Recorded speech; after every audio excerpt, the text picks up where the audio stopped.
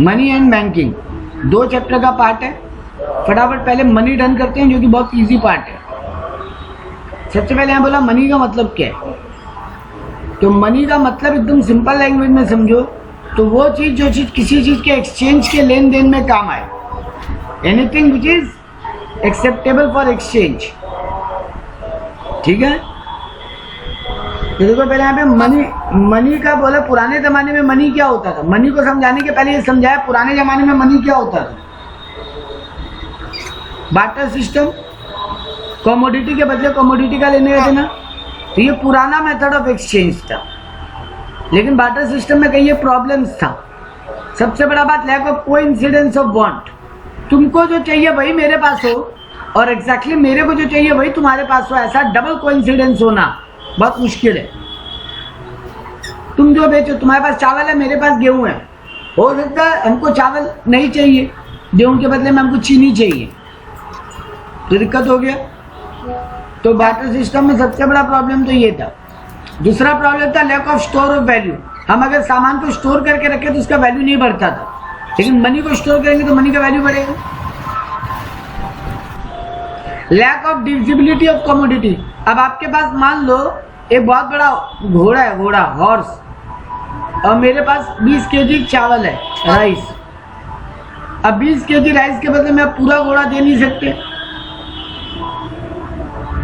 है ना। 20 KG rice के बदले आप अनम्यूट रखो ना, अपने आप को म्यूट क्यों कर रहे हो बार बार। वो आवाज आएगा बाहर। हाँ ठीक है, आने दो। तो हम यहाँ पे बोल रहे हैं कि मेरे पास घोड़ा है, आपके पास 20 केजी चावल है, बट हम घोड़ा के बदले पूरा 20 केजी चावल हम 20 केजी चावल के बदले हम पूरा घोड़ा देंगे नहीं, और घोड़ा को डिवाइड किया नहीं जा सकता। तो मनी जो चीज चाहिए एक दूसरे के बदले में वो नहीं हो सकता पॉसिबल बार्टर सिस्टम में। स्टोर करके रखने से उसका कोई वैल्यू नहीं बढ़ेगा। डिवाइड करने का कई बार ऑप्शन नहीं होता।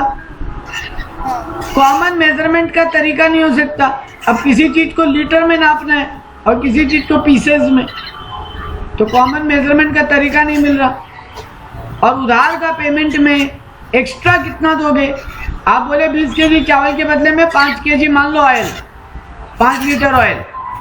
लेकिन अब प्रॉब्लम ये है कि अगर वो 20 केजी चावल हम 2 दिन लेट दें तो कितना एक्स्ट्रा ऑयल देना पड़ेगा, कितना कम ऑयल दोगे, ये सब कैलकुलेशन मुश्किल है।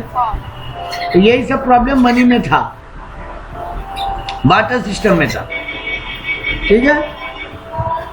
तो फिर आया मनी कंसेप्ट। मनी का मतलब क्या हुआ। पहले बात तो मनी वर्ड कहां से आया। तो गॉडेस है रोम में, जूनो मोनेटो, उसके नाम से ये मनी वर्ड है। एमसीक्यू है, काम आ सकता है। Money was invented to overcome the difficulty of barter system. तो बहुत सारे इकोनॉमिक्स है जो मनी को अपने अपने वे में डिफाइन किए। रॉबर्टसन क्या बोला, anything which is widely accepted in payment of goods और in discharge of other kind of business obligation. Goods के बदले में देने के लिए अदर बिजनेस ऑब्लिगेशन के पेमेंट में जो चीज सबको एक्सेप्टेबल है वही है मनी। वही बात सेलिगमैन भी बोला जो जनरली एक्सेप्टेबल हो, और वॉकर भी बोला money is what money does. तो ये सब अलग अलग टाइप बात की है। अल्टीमेटली घूम फिर के एक ही बात आया, मनी का मतलब होता है जो जनरली सबको एक्सेप्टेबल हो और जिसमें ये तीनों फीचर हो जो बार्टर सिस्टम में नहीं था, जिसका स्टोर वैल्यू हो, कॉमन मेजरमेंट हो और स्टोर एक मिनट, मनी का डेफिनेशन को अल्टीमेटली बोला गया जो जनरली एक्सेप्टेबल हो, जिसका स्टोर वैल्यू हो, जिसमें मेजरमेंट का एक तरीका हो जो उधार के पेमेंट में भी इजीली डील कर पाए।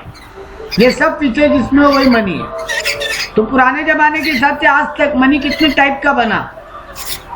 पहले बोला कमोडिटी मनी, मतलब वही बार्टर सिस्टम, सामान के बदले सामान, in exchange of goods other goods are given. ठीक है। जिसमें तुम्हारा गोल्ड कॉइन, स्पाइसेस, कुछ भी हो सकता है, चीनी दे रहे हैं, नमक दे रहे हैं बदले में। दूसरा है फिएट मनी। फिएट का मनी क्या हुआ, authorization of opposition of a decree. This means money get its value from government order.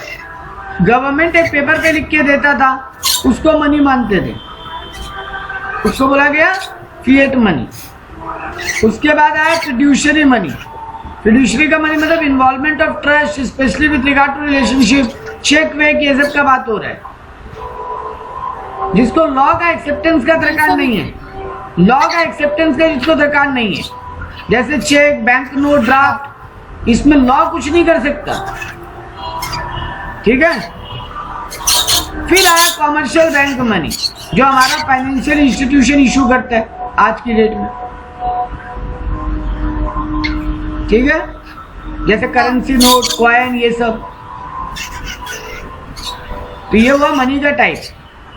अब बोला मनी का फीचर्स क्या है, तो वही जो बातें ऊपर जो बार्टर सिस्टम में नहीं थी वही मनी का फीचर है। पहला बात तो ये currency issued by central bank होता है। दो टाइप की चीजों को मनी माना गया, मनी सप्लाई, ये इतना वॉइस क्या चीज का हो रहा है, हम पुश टू टॉक कर दे रहे हैं तो प्रॉब्लम नहीं होगा। तो फीचर्स ऑफ मनी में पहला वाला मनी, मनी का सप्लाई। तो मनी का दुनिया में देश में दो टाइप का मनी सप्लाई माना जाता है। दो चीजों को जोड़ोगे तो टोटल मनी सप्लाई माना जाता है उसको।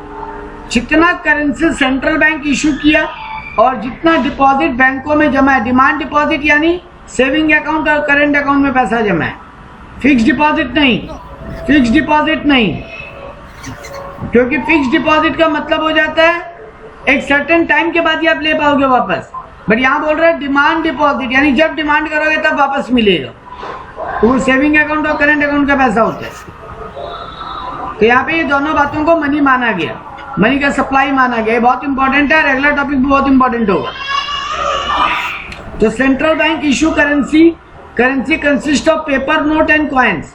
In India reserve bank issues, और सेंट्रल रिजर्व बैंक का इंडिया का सेंट्रल बैंक वो इशू करता है 2000 का नोट, 500 का नोट, 100 का नोट, 50 का नोट, 20 का नोट, 10 का नोट। लेकिन 1 रुपये का note and coins are issued by finance department, मतलब गवर्नमेंट ऑफ इंडिया।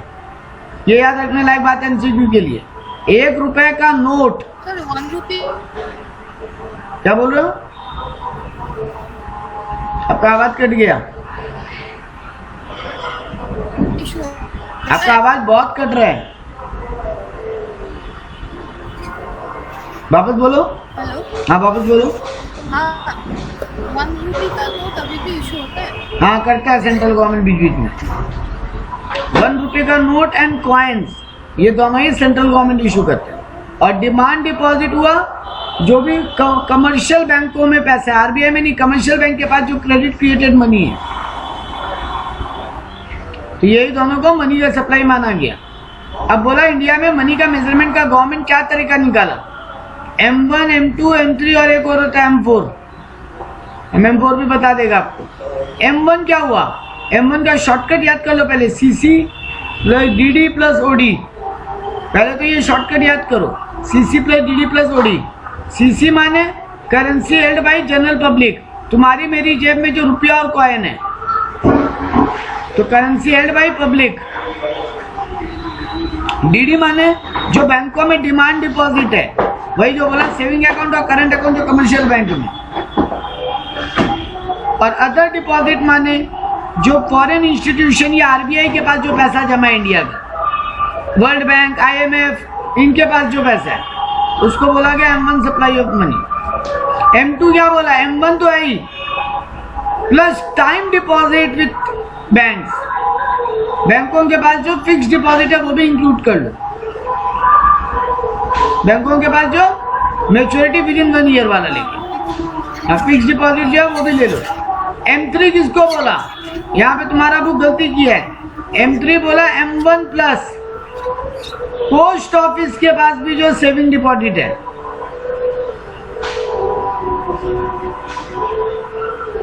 क्या बोला, हम दोबारा देख लो। M1 में बोला जनरल पब्लिक के पास जो पैसा है, बैंकों में जो डिमांड डिपॉजिट है, और जो फाइनेंशियल इंस्टीट्यूशंस है इंडिया के भी और फॉरेन के भी, उनके पास जो पैसा डिपॉजिट है। M2 किसको बोला, M1 तो बोला ही, प्लस जो टाइम डिपॉजिट है कमर्शियल बैंक के पास। M3 किसको बोला, M1 तो है ही, मतलब M3 में M2 नहीं आया, M1 ही आया, प्लस पोस्ट ऑफिस के पास जो सेविंग अकाउंट बैलेंस है, और M4 बोला, M3 प्लस पोस्ट ऑफिस के पास भी जो टाइम डिपॉजिट है, मतलब इसमें सब कुछ आ गया। तो ये तुम्हारा M1 M2 पोस्ट ऑफिस के पास सेविंग डिपॉजिट है वो, और M1 के पास टाइम डिपॉजिट। हाँ बिल्कुल। तो ये तुम्हारे को बोला गया मॉनेटरी एग्रीगेट्स या मनी सप्लाई का मेजरमेंट का सिस्टम इंडिया में। M1 और M4 को M1 को सबसे नैरो मनी बोला जाता है और M4 को वाइडर मनी भी बोला जाता है। उतना काम का बात नहीं है, बट ठीक है। मनी का वैल्यू क्या है? जो उसका परचेजिंग पावर है। ये भी एक काम का बात है MCQ के लिए। मनी का वैल्यू क्या है? जो उसका परचेजिंग पावर है, मतलब जो उसका एक्सचेंज वैल्यू है। तुम 1 रुपया दे के कितना सामान ले सकते हो, वही मनी का वैल्यू है। 1 रुपया दे के तुम 10 चॉकलेट ले सकते हो, तो 1 रुपया मनी का 10 चॉकलेट की इक्वल वैल्यू है। और 1 रुपया दे के अगर 4 ही चॉकलेट ले सकते हो तो 1 रुपया इक्वल टू 4 चॉकलेट वैल्यू। यही मनी का वैल्यू होता है, ठीक है। Types of value of money बोला, 2 टाइप का, इंटरनल एक्सचेंज और एक्सटर्नल एक्सचेंज। इंटरनल मतलब how much goods and service can be obtain exchange domestically. 1 रुपया इंडिया का देके कितना डोमेस्टिकली सामान ले सकते हो। और एक्सटर्नल मतलब 1 रुपया देके फॉरेन का करेंसी कितना ले सकते हो। मतलब इंडिया का 100 रुपया दे के, इंडिया का 82 रुपीज़ दे के अगर $1 मिल रहा है तो इंडिया के 82 रुपीज़ का फॉरेन का एक्सटर्नल वैल्यू के हिसाब से $1 वैल्यू है। और इंडिया में जब तुम कमोडिटी एक्सचेंज का बात करते हो, सामान कितना ले सकते हो मनी के बदले, वो हो गया इंटरनल वैल्यू। अब बोला मनी का कितना फॉर्मेट है? सर एक तो हम लोग जानते हैं कैश मनी, जो नोट कॉइन ये सब है, और एक हो गया क्रेडिट मनी, जो हम लोन लेते हैं, वो जो ये कमर्शियल बैंक वगैरह जो क्रिएट करते हैं। अदर फाइनेंशियल इंस्टीट्यूशंस किसको बोलते हैं? UTI, LIC इनको बोलते हैं NBFC, non banking financial corporation इनको बोलते हैं। उनके पास भी जो एसेट्स पड़ा है वो सब भी मनी का ही फॉर्मेट है। पेपर मनी इन कॉइन को तो जानते ही हो। और नियर मनी और सब्स्टिट्यूट मनी मतलब बैंक चेक, मतलब मनी के जैसा, मनी के नियरर, वो हो गया नियर मनी। मतलब cheque, bills of exchange, bank draft, promissory note, ये सब ये भी मनी के इक्वल ही है ना ऑलमोस्ट। उसको भी मनी में कन्वर्ट किया जा सकता है, लेकिन गवर्नमेंट इसको लीगल राइट नहीं दे रहा। मतलब तुम RBI को जाके नहीं बोल सकते कि ये आपका बॉन्ड है या ये आपका गवर्नमेंट सिक्योरिटी है, आप हमको इसके बदले पैसा दे दो, ठीक है। चेक पे एक्सचेंज जो है, मतलब बिल्स ऑफ एक्सचेंज है, वो तो RBI से इशू होता है, लेकिन आप RBI को जाओगे, RBI इसके बदले आपको पैसा नहीं देगा। पेपर नोट सेंट्रल गवर्नमेंट, 1 रुपया का नोट सेंट्रल गवर्नमेंट इशू कर रहा है, बाकी नोट RBI। तो RBI इस बात का प्रॉमिस कर रहा है कि इस नोट का हम इतना वैल्यू मानते हैं, हम देंगे इतना पैसा अगर कोई नहीं देगा तो। अगर उस नोट पे 10 रुपया लिखा हुआ है तो RBI आपको 10 रुपया देगा अगर कोई नहीं देगा तो। लेकिन चेक के बदले में आपको कोई भी गवर्नमेंट या कोई बैंक प्रॉमिस नहीं कर रहा हम पैसा देंगे। अब उस पार्टी के अकाउंट में पैसा नहीं है तो बैंक नहीं देगा अपनी जेब से, ठीक है ना। हाँ, यही बात बोलना चाहते हैं। यहाँ पे ग्रैंड लॉ है, the law state that bad money drives good money out of circulation. ये लॉ क्या बोलता है कि नकली रुपया जब मनी इकोनॉमी में घुसता है, फेक नोट है ना, तो वो गुड मनी को सर्कल से बाहर निकाल देते हैं। क्यों? क्योंकि लोग असली मनी को अपने यहाँ छुपा लेते हैं, उसकी जगह जो नकली नोट बना के बेचते हैं बेटा, जो नकली नोट बना के इकोनॉमी में सर्कुलेट करवाते हैं, वो असली मनी अपने पास छुपा लेते हैं, नकली नोट मार्केट में ले आते हैं। ऐसा नहीं होता कि असली मनी नकली मनी दोनों मार्केट में घूम रहे। अगर मेरे पास 1 लाख रुपए, हाँ कोई एक होता है, एक तो बैड मनी, एक गुड। हाँ, तो बैड मनी जब भी मार्केट में आएगा वो गुड मनी को मार्केट से बाहर कर देगा, ठीक बात ना। तो ये बात दिमाग में रखने के लिए होता है, ठीक। इसके अलावा यहाँ पे कुछ काम का बात नहीं है। ये काम का quantity theory of money. Quantity of money deals with the relationship between quantity of money and price level of the economy. अभी देश में कितना रुपया घूम रहा है और अभी हमारे यहाँ पे इन्फ्लेशन कितना है। प्राइस लेवल का मतलब ही होता है इन्फ्लेशन। उसी से तुम अभी अगर तुम्हारी जेब में 1 लाख रुपये है ठीक है, तुम्हारी जेब में 1 लाख था, हाँ। अब हम 1 लाख की जगह और 50,000 दे दिया, 1.5 लाख हो गया। हाँ, लेकिन बेटा जी मार्केट यानी तुम्हारा पॉकेट का इनकम 50% बढ़ा है, हाँ, लेकिन मार्केट में जो चीज सामान 2 रुपया में आता था 5 रुपया में आता है, तो महंगाई डबल से भी ऊपर निकल गया, तो वो मनी के परचेसिंग पावर को कम कर रहा है। तुम्हारे पास 1.5 लाख रुपया हो गया भी तुम उतना नहीं खरीद पाओगे जितना पहले 1 लाख में ले लेते थे। ठीक बात। हाँ, तो ये बातें दिमाग में रखने की यहाँ पर कि सर मनी, ये क्वांटिटी चलिए मनी क्या बताता है, रिलेशन बताता है किसका, क्वांटिटी ऑफ मनी यानी money supply and price level यानी इन्फ्लेशन।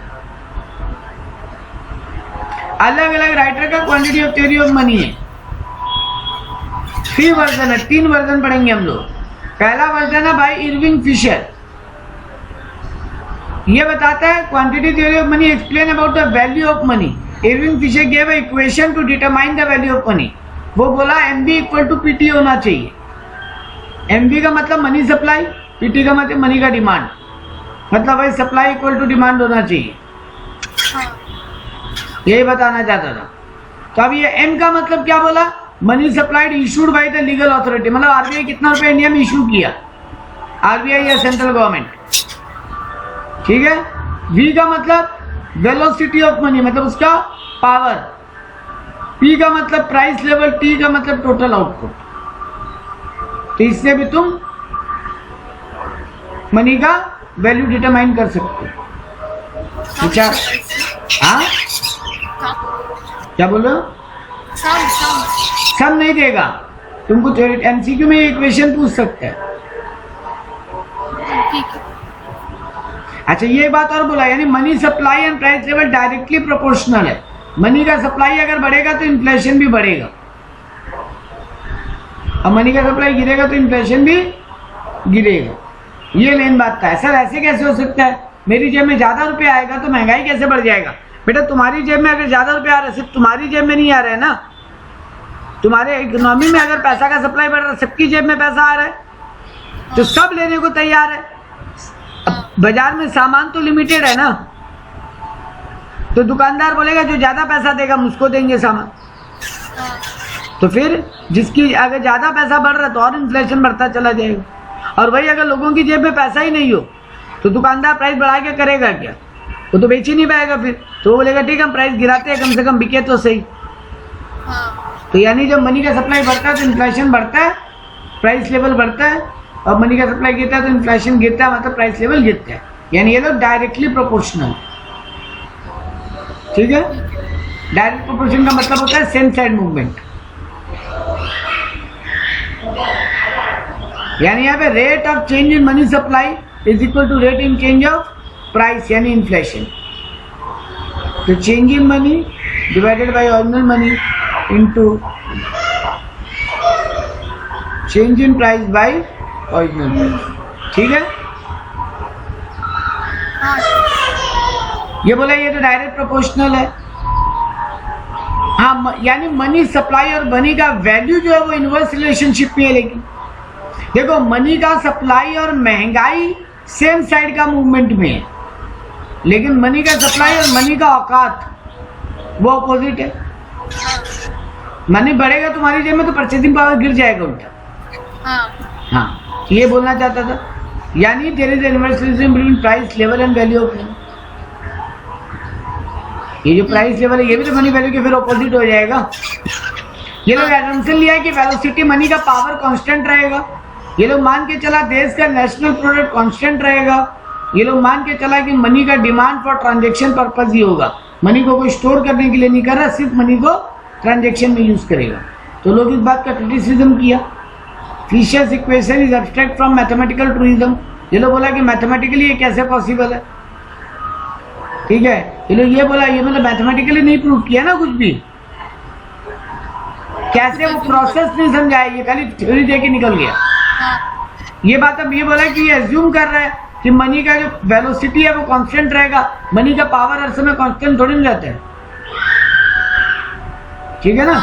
ये मान के चल रहा है देश में, ये मान के चल रहा है देश में फुल एम्प्लॉयमेंट होगा। ये भी पॉसिबल नहीं है, सबको काम मिले ये पॉसिबल नहीं है। ये मान के चला देश का आउटपुट कांस्टेंट रहेगा, ये कभी होता है क्या? ये मान के चल रहा मनी को लोग खाली ट्रांजेक्शन में काम लेंगे, क्या बात करते हैं सर, मनी को तो लोग स्टोर करते ही है फ्यूचर के लिए, सिर्फ खर्चे में थोड़ी ना काम लगाएंगे। हाँ बिल्कुल करते हैं। तो ये सब बातें इसकी क्रिटिसिज्म में आ गई। दूसरा थ्योरी ऑफ मनी आया कैम्ब्रिज इक्वेशन। ये क्या बोला, M equal to PKT। M का मतलब money supply for a specified period of time, P का मतलब प्राइस लेवल, K का मतलब कैश बैलेंस मतलब लोगों का टोटल इनकम, और T का मतलब टोटल आउटपुट। तो ये बोला M निकालने का तरीका क्या है, price into cash balance into total output कर लो। हालांकि इन दोनों का वर्जन मोटा मोटी सेम है, सॉरी सेम नहीं है, मतलब ये बोलना चाहते हैं कि फिशर और कैम्ब्रिज दोनों उल्टा बात कर रहे हैं एक दूसरे से, दोनों में थोड़ा डिफरेंस। ये बोल रहा है कि टोटल ट्रांजेक्शन द मार्केट ही नहीं है, P में not be exactly the same as total output of the year. ये मान के चल रहा है कि total output of the year जो है वो कांस्टेंट रहेगा, जो कि पॉसिबल नहीं है, जिसमें भी ये बुराई है। इन लोगों का खाली इक्वेशन याद करो, बाकी ज्ञान बाजी है, ये डेरिवेशन वेरिएशन नहीं याद करना, ठीक है। अब आता है सबसे इम्पोर्टेंट थ्योरी। अल्टीमेटली लोग मनी के सप्लाई में इसी का थ्योरी को सबसे ज्यादा इंपॉर्टेंट मानते हैं, मिस्टर केन्स। ये बोला money supply affects the rate of interest. बाजार में अगर मनी का सप्लाई बढ़ जाए तो इंटरेस्ट रेट क्या होगा, घट जाएगा। ओ हाँ, घट जाएगा। बेटा बाजार में अगर पैसा ज्यादा अवेलेबल है तो लोग कम इंटरेस्ट देने के लिए, और वही मनी का सप्लाई कम है, मनी का मार्केट में अवेलेबिलिटी कम है, तो लोग ज्यादा ब्याज पे भी पैसा लेने को तैयार होंगे। हाँ। तो ये बात ये बोला money supply increase the rate of interest. Money supply अगर इंक्रीज होता है तो rate of interest will be decreased, जिसके कारण क्या होगा, it lead to increase in the investment level, income and, इसके कारण क्या होगा, देश में एम्प्लॉयमेंट बढ़ेगा, इनकम बढ़ेगा, डिमांड बढ़ेगा, प्राइस लेवल, महंगाई भी बढ़ेगा। जब मनी का सप्लाई गिरेगा तो देश में इंटरेस्ट का रेट बढ़ेगा, और जब मनी सप्लाई गिरेगा तो देश में मनी का सप्लाई बढ़ेगा तो देश में इंटरेस्ट रेट गिरेगा। तो यही बात ये बोला, जब मनी सप्लाई इंक्रीज हो रहा है तो इंटरेस्ट रेट डिक्रीज हो रहा है, जिसके कारण लोग ज्यादा लोन लेंगे। जब ब्याज कम लगेगा तो लोन ज्यादा लेंगे ना लोग, लोन ज्यादा लेंगे तो इन्वेस्टमेंट ज्यादा होगा, इन्वेस्टमेंट ज्यादा होगा तो आउटपुट यानी एम्प्लॉयमेंट ज्यादा होगा, उससे लोगों का इनकम बढ़ेगा, इनकम बढ़ेगा तो डिमांड बढ़ेगा, और डिमांड बढ़ेगा तो फिर महंगाई बढ़ेगी। देखो कैसे पूरा लिंक से कनेक्ट कर दिया बंदा, देखिए।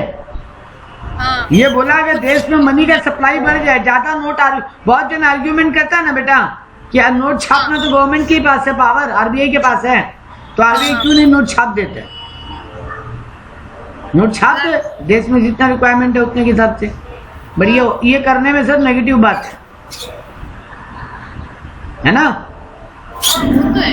क्योंकि मनी का सप्लाई बढ़ेगा तो इंटरेस्ट रेट गिरेगा, इंटरेस्ट गिरेगा तो इन्वेस्टमेंट बढ़ेगा, इन्वेस्टमेंट बढ़ेगा तो एम्प्लॉयमेंट बढ़ेगा, इनकम बढ़ेगा, यहाँ तक सब अच्छा लग रहा है। लेकिन डिमांड बढ़ेगा और फिर महंगाई बढ़ जाएगा, यानी अल्टीमेटली यही बोला मनी का सप्लाई बढ़ेगा तो महंगाई बढ़ेगा। लेकिन ये बात को साबित किया, ऊपर वाले राइटर भी यही बोल के गए थे कि मनी का सप्लाई बढ़ेगा तो महंगाई बढ़ेगा, लेकिन कोई जस्टिफाई नहीं किया अपनी बात को। हाँ समझा नहीं पाए। हाँ, ये पूरा ब्रेकअप लेके समझा दिया। तो यानी ये बोला अल्टीमेटली रेट ऑफ इंटरेस्ट बहुत बड़ा डोमिनेंट फैक्टर प्ले करता है। ये मनी का इंटीग्रेटेड मनी, तो इसको जनरल थ्योरी ऑफ प्राइस भी माना गया, मतलब ये जनरल थ्योरी था जो सबको लगा ठीक है। तो in broader sense the term inflation refers to rise in general price level. Inflation का मतलब यही होता है जनरल प्राइस लेवल बढ़ना एक लॉन्ग पीरियड में। बेटा इन्फ्लेशन बढ़ने का मतलब क्या बोलते हैं, महंगाई बढ़ना। अगर हम ये बोले टमाटर अभी जो 40-50 रुपए किलो से 300 रुपए किलो हो गया था, ये महंगाई बढ़ना था कि नहीं था? नहीं था सर, वो लॉन्गर पीरियड में नहीं बढ़ा, दोबारा घट के नीचे आ गया। लॉन्ग टाइम तक जब महंगाई बढ़ा हुआ रहे और फिर एक पर्टिकुलर प्राइस से दोबारा नीचे कभी नहीं आए, उसको महंगाई बढ़ना बोलते हैं। टमाटर का दाम 40 रुपया से 300 रुपया गया, लेकिन तो घट के दोबारा एक बार 30 पे भी आ गया, मतलब इस 40 से दोबारा एक बार नीचे भी आया। मतलब वो 40 में मिडिल पॉइंट। हाँ, एक तरीके से 40 बहुत टाइम से चल रहा था, अचानक ऊपर भाग के 300 भाग गया। लेकिन दोबारा अगर वो कभी मान लो 50 तक आके फिर कभी और 50 के नीचे ही नहीं आता तो मानते महंगाई बढ़ा है। 40 से 50 हो गया महंगाई। तो लॉन्ग पीरियड में, लॉन्ग टाइम में जब जनरल प्राइस लेवल बढ़ा हुआ रहे उसी को इन्फ्लेशन बोलते हैं। ठीक है, तो यही महंगाई का मतलब है, यहाँ पर कुछ पढ़ने को नहीं। हाँ, ये दिया देखो कॉजेज ऑफ इन्फ्लेशन। तो प्राइमरी रीजन क्या है महंगाई बढ़ने का? डिमांड, या फिर चीजों का दाम बढ़ जाना, दोनों ही तो महंगाई बढ़ने का कारण है। बहुत ज्यादा डिमांड बढ़ जाए तभी प्राइस ऊपर भाग जाते हैं, और बहुत ज्यादा चीजों का प्रोडक्शन कॉस्ट बढ़ जाए तभी ऊपर भाग जाते हैं। तो डिमांड के कारण जब प्राइस ऊपर भागे उसको बोलते हैं डिमांड पुल इन्फ्लेशन, और कॉस्ट की वजह से जब प्राइस ऊपर भागे उसको बोलते हैं कॉस्ट पुश इन्फ्लेशन। कॉस्ट ना महंगाई को नीचे से धक्का देता है, जबकि डिमांड उसको ऊपर से खींचता है। तो एक तो रीजन ये वो प्राइमरी कॉज। इसके अलावा और भी क्या कॉजेज दिया? गवर्नमेंट जब पब्लिक इंफ्रास्ट्रक्चर बनाने में ज्यादा खर्चा करे, गवर्नमेंट अगर अपना खर्चा अचानक बढ़ा दे, अचानक रेलवे बना रहा है, ब्रिज बना रहा है, डैम बना रहा है, जैसे अभी इंडिया में बुलेट ट्रेन, अभी भी और 1-2 ट्रेन लॉन्च हुआ कल परसों में, बहुत सारा गवर्नमेंट खर्चा कर रहा है, तो उसके कारण भी महंगाई बढ़ता है। डेफिसिट फाइनेंसिंग, गवर्नमेंट के ऊपर उधार जब बहुत ज्यादा बढ़ जाए तो गवर्नमेंट को उधार चुकाने के लिए टैक्स बढ़ाना पड़ते हैं।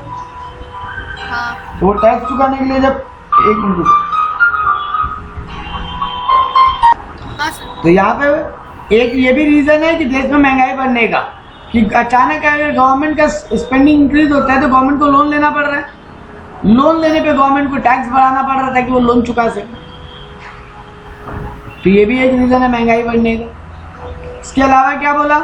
Increase in velocity of circulation, अचानक मनी का सप्लाई जो है, वेलोसिटी मतलब स्पीड बहुत तेजी से अप डाउन होने लगे, अचानक बूम फेस आ जाए मार्केट में, तो मनी का सप्लाई का स्पीड बढ़ जाएगा ना, उससे भी महंगाई बढ़ता है। पॉपुलेशन जब बढ़ता है तब तो महंगाई बढ़ता है, ये तो ज्ञानबाजी है। होल्डिंग, लोग ब्लैक मार्केटिंग करते हैं तब भी तो महंगाई बढ़ता है। स्टॉक को पाइल कर लिया, आप मेरे पास सामान लेने आए, मान लो एक एग्जांपल देते हैं आटा, हम बोले नहीं है आटा खत्म हो गया, आटा खत्म हो गया, ठीक है, हम स्टॉक बंद करके रख लिया गोडाउन में, और हम बोल रहे खत्म हो गया। होगा क्या? ऐसे 2-4 कस्टमर जब आके सुन के जाएगा आटा खत्म हो गया, बोलो बाहर मार्केट में हैवॉक क्रिएट करेगा, अरे आटा अवेलेबल नहीं है, आटा अवेलेबल नहीं है, होगा ऐसा? तो उससे क्या होगा? सबको आटा लेने भागना चालू कर देगा, क्योंकि जो चीज का लोगों को सुनने में आता है ना कि अरे इसका अवेलेबिलिटी नहीं है अभी मार्केट में, स्टोर कर ले, हाँ तो और बढ़ेगा, ले लो, तो लोग जमा करना चालू करते हैं, जिसके कारण भी बढ़ते हैं। कभी कभी जेन्युइन शॉर्टेज भी होता है सर। आज फ्लड आ गया, मान लो पंजाब में गेहूं होता है, बंगाल में चावल होता है, वहां पे बहुत बड़ा फ्लड या सूखा पड़ गया, तो जेन्युइनली शॉर्टेज हो गया ना सर। इंडिया में मान लो हर साल 10,000 टन गेहूं उगता है, लेकिन इस बार फ्लड आने के कारण 6,000 टन ही गेहूं होगा। तो बेटा जी 4,000 टन गेहूं कम हुआ तो चीजों का मार्केट में अवेलेबिलिटी कम ऑब्वियसली होगा, तो जब होगा तो प्राइस के ऊपर भागेगा। तो कई बार जेन्युइन शॉर्टेज होता है। कई बार इंडियन बिजनेसमैन को फॉरेन में बहुत कमाई दिखता है तो वो सब कुछ एक्सपोर्ट कर देते हैं, इंडिया के लिए बचा ही नहीं या कम बचा बहुत, क्योंकि उसको अभी दिख रहा था फॉरेन मार्केट में बहुत कमाई है। तो बिजनेसमैन तो अपना कमाई के पॉइंट ऑफ व्यू से सोचता ही है सर, उसके कारण भी सर महंगाई ऊपर भाग गई। कई बार लेबर लोग स्ट्राइक करके भी वेजेस रेट बढ़वा लेता है, तो फिर बिजनेसमैन क्या करता है? उसी वेज रेट को कॉस्ट ऑफ प्रोडक्शन में ऐड करके आपसे पैसा वसूल कर लेते हैं। ठीक है, गवर्नमेंट बहुत बार क्या करता है ना, ये भी देखो उल्टा भी देखो, टैक्स बढ़ने में भी प्रॉब्लम है तो टैक्स घटने में भी प्रॉब्लम हो रहा है। देखो अगर गवर्नमेंट अचानक टैक्सेस कम कर दे तो लोगों के हाथ में पैसा बढ़ेगा, लोगों के हाथ में पैसा बढ़ेगा तो लोग डिमांड बढ़ाएगा, डिमांड बढ़ाएगा तो महंगाई बढ़ जाएगी। मतलब गवर्नमेंट को बहुत बैलेंस ढूंढना पड़ेगा, इक्विलिब्रियम आना होगा टैक्सेस, एकदम ज्यादा भी नहीं रहे कम भी नहीं। एकदम। गवर्नमेंट ना इनडायरेक्ट टैक्स बढ़ा देते हैं तब भी महंगाई बढ़ जाता है, इंटरनेशनल मार्केट में चीजों का दाम बढ़ गया। अब मान लो भाई इंडिया के लिए रॉ मटेरियल है तो यहाँ भी दाम बढ़ गया। कई बार नॉन इकोनॉमिक रीजन भी होते हैं, फ्लड आना, नेचुरल कैलामिटी होना, एग्रीकल्चर प्रोडक्ट खराब हो जाना, ये सब भी रीजन होते हैं। तो ये था मनी का इन्फ्लेशन होने का reason. Function of money, money का काम क्या है सर? मनी का primary function, secondary function, contingent function, 3 function है। प्राइमरी मतलब मीडियम ऑफ एक्सचेंज, मनी लेन देन के काम आता है। सेकेंडरी फंक्शन बोला मेजरमेंट ऑफ वैल्यू, मनी किसी चीज का वैल्यू कैलकुलेट करने में हेल्प करता है। सेकेंडरी फंक्शन में बोला 3 पॉइंट, मनी को स्टोर रखने में काम आता है। मनी को स्टोर करोगे उसका वैल्यू बढ़ेगा ना। मनी को उधार में लेन देन में काम आता है। मनी कहीं इजीली ट्रांसफर करने में हेल्प करते हैं। और लास्ट बोला कंटिंजेंट फंक्शन, प्राइमरी मतलब मनी का मेन काम, सेकेंडरी का मतलब अदर देन मेन काम, और कंटिंजेंट मतलब मनी का काम किसी और बात पे डिपेंड होना। जैसे मनी देश का इनकम कैलकुलेट करने में हेल्प करता है, लेकिन तुम मनी से डायरेक्टली कैलकुलेट नहीं करते, उसके लिए अलग अलग तरीका यूज करते। मनी तुम्हारे प्रोडक्ट का यूटिलिटी समझाता है, लेकिन उसका और भी बातों पर तो यूटिलिटी डिपेंड करता है, पसंद है कि नापसंद है, बहुत सारा फैक्टर हो सकता है। मनी उधार के लेन देन में काम आता है, तो ये भी तुम्हारा डिपेंड करता है लोग कितना उधार लेगा नहीं लेगा। मनी लिक्विडिटी मेंटेन करता है, तो ये भी डिपेंड करता है तुम अपना पास कितना कैश रखोगे और कितना नहीं रखोगे। तो ये हो गया कंटिंजेंट, मतलब वो फंक्शन जो डायरेक्टली मनी का काम नहीं है, बट ये भी मनी का मेजरमेंट में काम करते हैं। मनी के मदद से इनको भी मेजर किया जाता है। तो मेन तुमको एक बात क्या है, क्या पता है एमसीक्यू के लिए, कौन कौन सा प्राइमरी और कौन कौन सा सेकेंडरी है, बाकी तो सब अदर। तुमको एग्जाम में पूछ देगा कि बताओ इनमें से कौन सा प्राइमरी फंक्शन है। प्राइमरी तो ही है, हाँ बस प्राइमरी और सेकेंडरी याद रखना। चैप्टर खत्म।